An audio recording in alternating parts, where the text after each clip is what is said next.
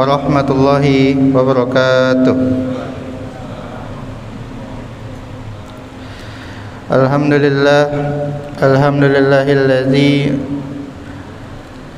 ja'alana min ibadihil muttaqin wa asyrafana bin nabiyil karim wa an'amana bi ni'matin katsiratin. Asyhadu an la ilaha illallah wa asyhadu anna Muhammadan abduhu wa rasuluh. Allahumma salli wa sallim wa barik ala nabiyyina Muhammad wa ala alihi wa ashabihi ajmain. Allahu akbar, Allahu akbar, Allahu akbar. La ilaha illallah wallahu akbar, Allahu akbar walillahil hamd. Para jamaah salat zuhur yang semoga senantiasa dirahmati oleh Allah Subhanahu wa taala. Marilah senantiasa kita panjatkan rasa puji dan syukur kita kehadirat Allah Subhanahu wa taala, karena hingga saat ini Allah masih memberikan banyak kenikmatan kepada kita semuanya, termasuk nikmat mensyukuri karunia yang Allah berikan berupa nikmat hari raya serta nikmat berkurban. Dan selawat dan juga salam semoga senantiasa tercurah kepada qudwasana kita Nabi Muhammad sallallahu alaihi wasallam.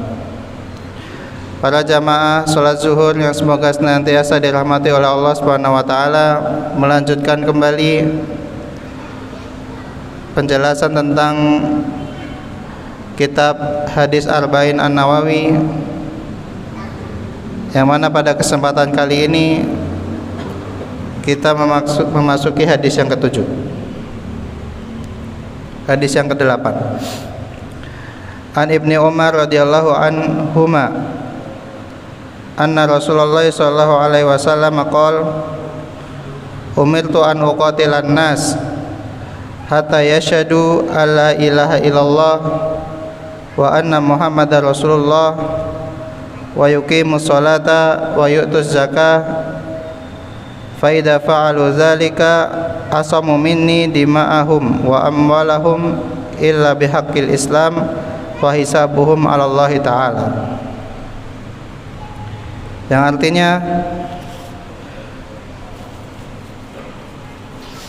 dari Ibnu Umar radhiyallahu anhuma, Rasulullah SAW bersabda, aku diperintahkan untuk memerangi manusia hingga mereka bersaksi bahwa tiada Tuhan kecuali Allah dan Muhammad adalah utusan Allah, mendirikan sholat dan menunaikan zakat.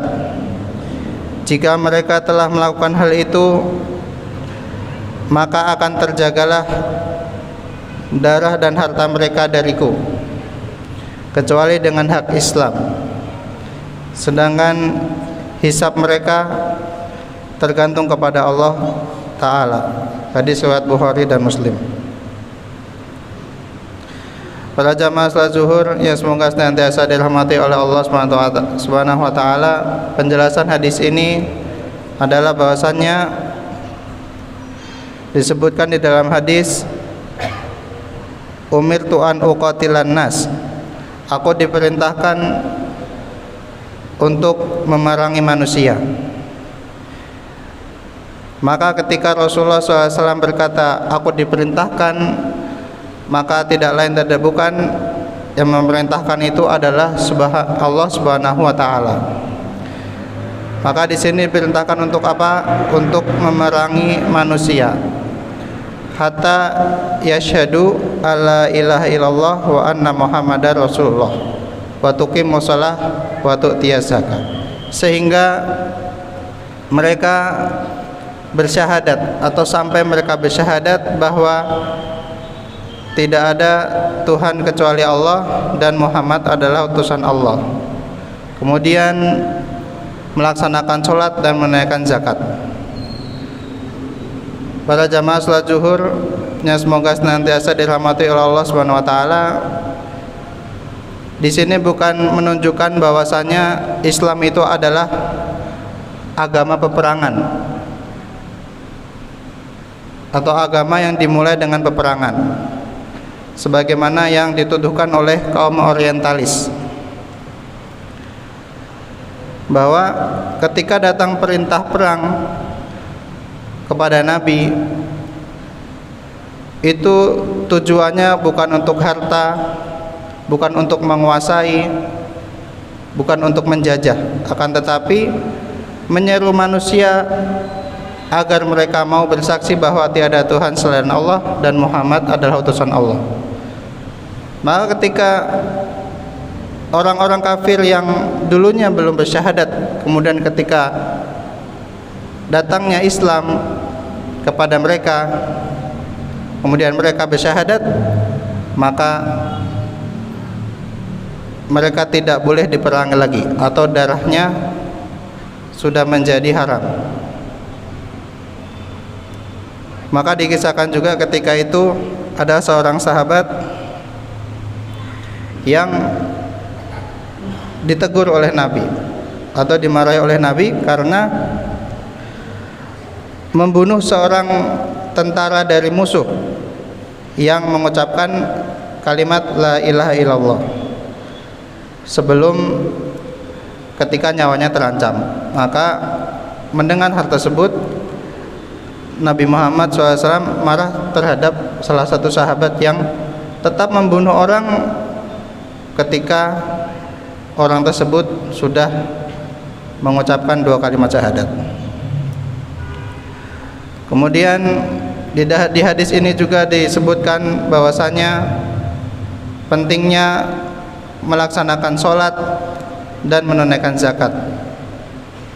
Bahasanya Imam Ahmad berpendapat bahwa orang yang dengan sengaja melalaikan sholat atau meninggalkan sholat maka bisa dihukumi sebagai orang kafir, karena yang membedakan antara orang Islam dan bukan orang Islam adalah di amalan sholatnya. Maka jangan sampai sekali-kali kita meninggalkan sholat 5 waktu dengan sengaja tanpa uzur. Kemudian yang ketiga adalah pentingnya zakat, pentingnya melakukan zakat. Bahwasanya ketika di zaman Khalifah Abu Bakar radhiyallahu an, Abu Bakar akan memerangi orang-orang yang tidak mau membayar zakat, karena begitu pentingnya amalan zakat untuk ditunaikan. Karena dengan zakat ini akan membantu stabilitas ekonomi negara maupun keadaan ekonomi di masyarakat. Maka ketika di zaman Khalifah Abu Bakar, orang-orang yang tidak mau mengeluarkan zakatnya itu akan diperangi oleh beliau radhiyallahu anhu.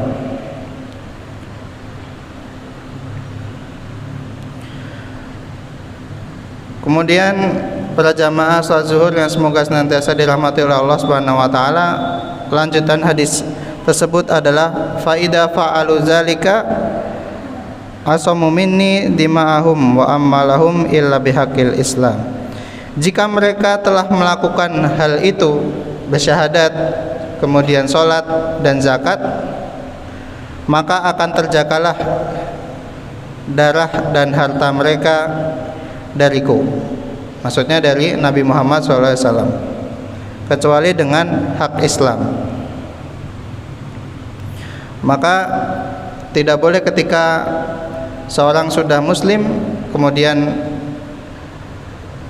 dibunuh dengan sengaja atau dengan tanpa alasan yang jelas.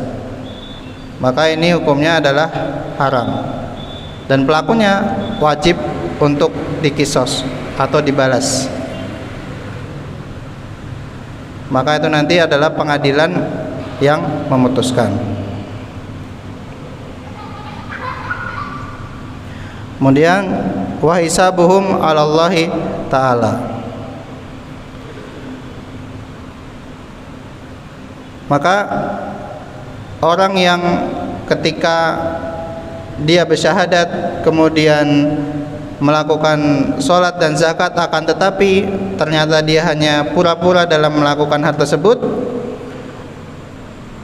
maka niscaya dia tidak akan selamat dari pengadilan atau hukuman Allah Subhanahu wa taala. Mungkin di dunia dia bisa lolos dari hukuman manusia karena dia tadi telah berpura-pura, akan tetapi perkara hati Allah lah yang lebih tahu. Maka ketika orang yang berpura-pura bersyahadat kemudian melaksanakan sholat dan zakat, akan tetapi hatinya ternyata tidak beriman kepada Allah, maka Allah lah yang akan membalas di hari penghakiman kelak. Maka para jamaah salat zuhur yang semoga senantiasa dirahmati oleh Allah Subhanahu wa taala, marilah kita senantiasa menjaga syahadat kita dengan tidak melakukan syirik, riya dan berbagai dosa yang lainnya, serta senantiasa menjaga salat 5 waktu dan menunaikan zakat ketika sudah mencapai nisabnya atau waktu untuk dikeluarkan zakat tersebut. Mungkin hanya ini yang dapat saya sampaikan. Wabillahi taufiq wal hidayah. Nasrun minallahi wa fathun qarib. Wassalamualaikum warahmatullahi wabarakatuh.